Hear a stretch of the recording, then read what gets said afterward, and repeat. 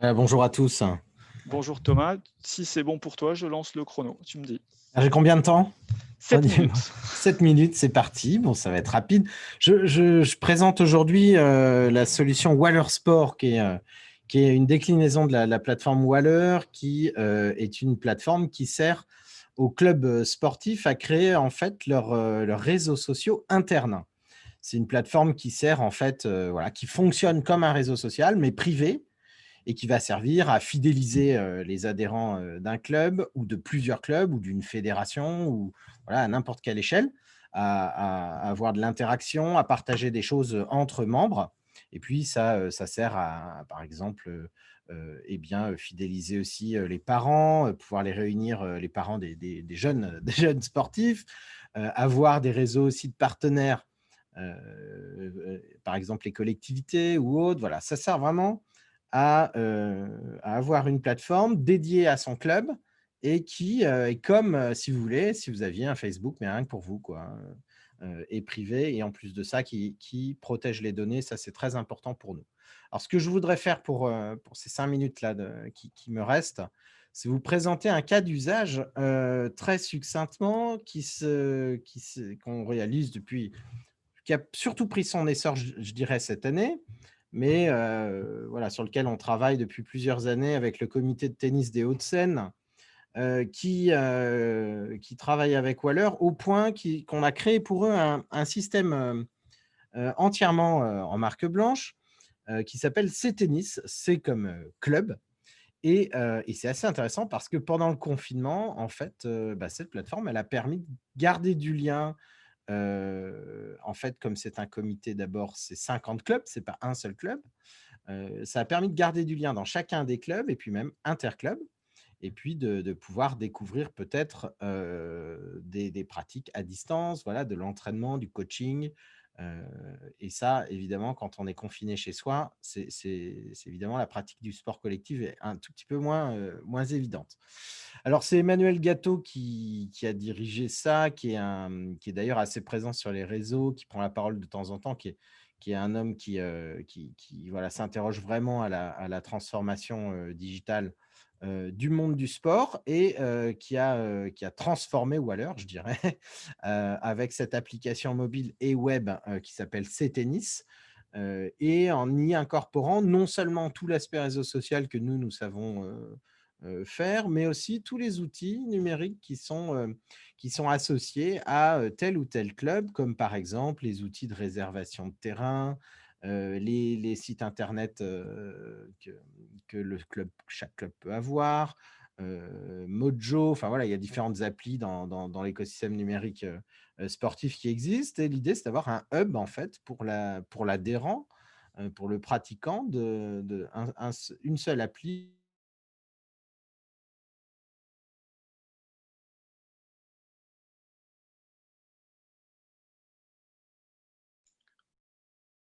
Alors je sais pas pour vous, on a une petite coupure son, enfin moi de mon côté j'ai une petite coupure son avec Thomas.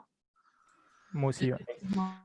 Voilà, on va espérer pouvoir retrouver Thomas. J'ai mis pause sur le chrono et on pourra, si on retrouve Thomas assez rapidement, reprendre. J'allais dire, d'habitude je le dis plus parce que la dernière fois on a eu un tout petit problème technique, ça s'est déconnecté, c'est revenu, mais pour l'ensemble. Mais d'habitude je dis que jusqu'à présent on n'a pas eu de problème technique. Là je l'avais pas dit. Alors Thomas. On m'a perdu, je pense. Ouais, ça y est, on est de retour, Là, donc on va te laisser reprendre, t'inquiète pas, j'avais mis pause sur le chrono, donc il n'y a pas de Désolé, souci. je ne sais pas ce qui s'est passé. Oui, donc je disais que pendant le confinement, donc C-Tennis a permis de mettre en place en fait des formations à distance. Voilà, d'abord en fait pour déployer l'appli, parce que finalement cette période où le numérique a explosé dans les usages, eh ben, ça a été une occasion aussi pour ceux qui sont les plus innovants, qui veulent imposer ou proposer des solutions numériques à leurs écosystèmes, hein, de les introduire.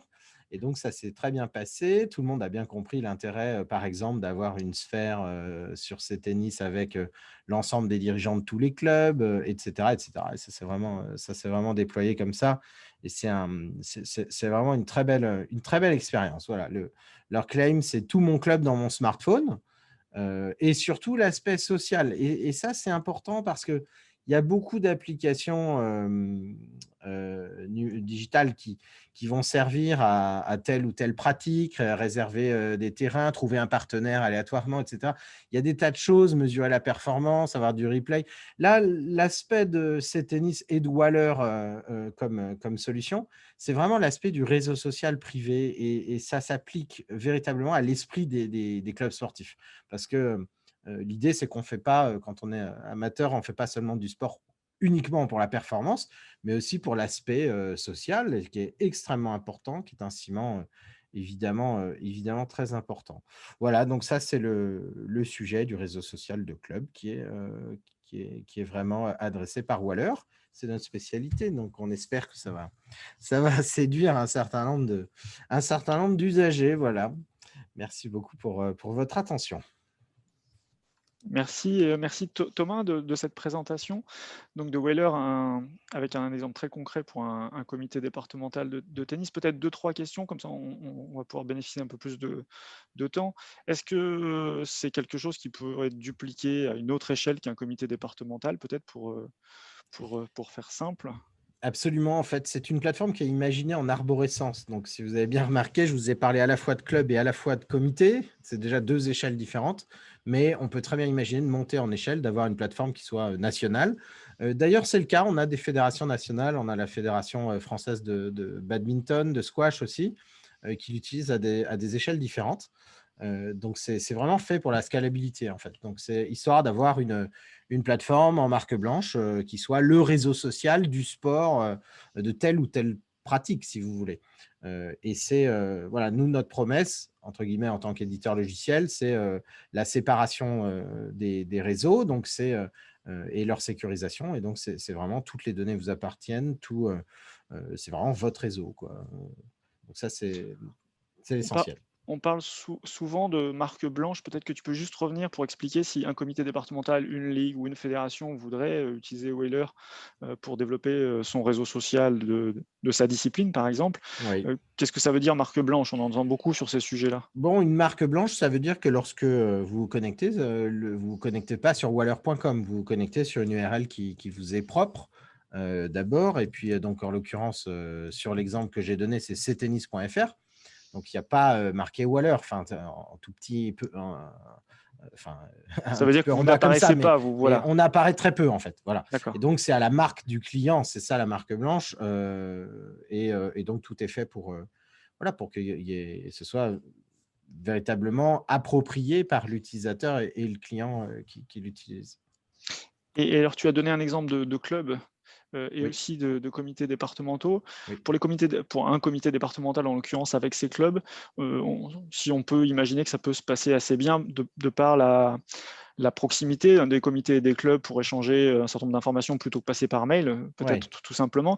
Est-ce que sur les clubs, il y a une vraie appropriation des licenciés, des adhérents des clubs sur ces solutions-là? Parce que ça veut dire recréer un login, un mot de passe. On en a déjà beaucoup des réseaux sociaux. Donc, comment on arrive à faire en sorte qu'il y ait vraiment les gens s'investissent dans ce nouveau réseau social de son club? Alors oui, l'usage principal, c'est vis-à-vis des adhérents eux-mêmes, hein. C'est pas uniquement le staff, hein.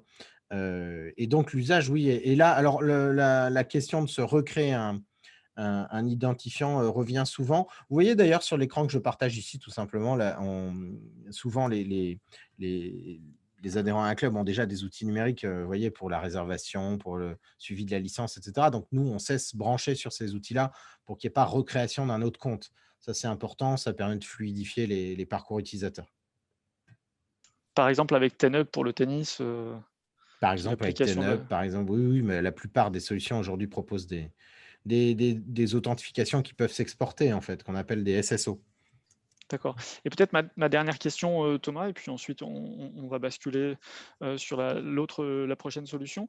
Est-ce que le fait que ce soit un réseau privé, ça peut être aussi limitant parce que peut-être un des objectifs d'être très présent sur les réseaux sociaux pour le monde sportif, c'est aussi d'aller chercher de nouveaux adhérents, de nouveaux pratiquants. Comment vous pouvez peut-être contribuer à ça, si c'est un objectif, hein? Alors, ça fait partie des objectifs. Ce n'est pas l'objectif principal, parce que l'objectif principal, c'est de fidéliser. Et pour aller… alors, cependant, sur Waller, on peut faire des sphères publiques qui sont en fait une façon d'attirer des personnes dans l'idée qu'ils deviennent adhérents plus tard. Donc, c'est une plateforme qui est privée par défaut, dans laquelle vous pouvez ouvrir des espaces publics qui sont restreints, qui sont évidemment qui ne donnent pas accès à l'entièreté de la plateforme.